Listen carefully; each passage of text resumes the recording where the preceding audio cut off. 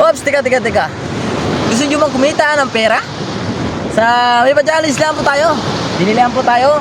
Ere pong puno na ere ay tinatawag sa aming makaya.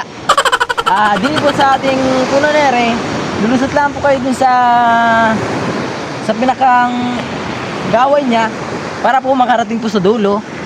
Yun po. Doon po sa dulo.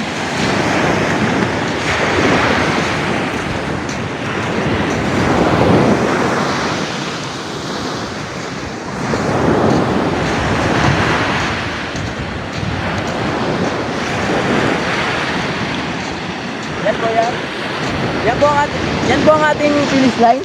Yan. At pag nagawa niyo po yun, ay meron na kayong 2,000!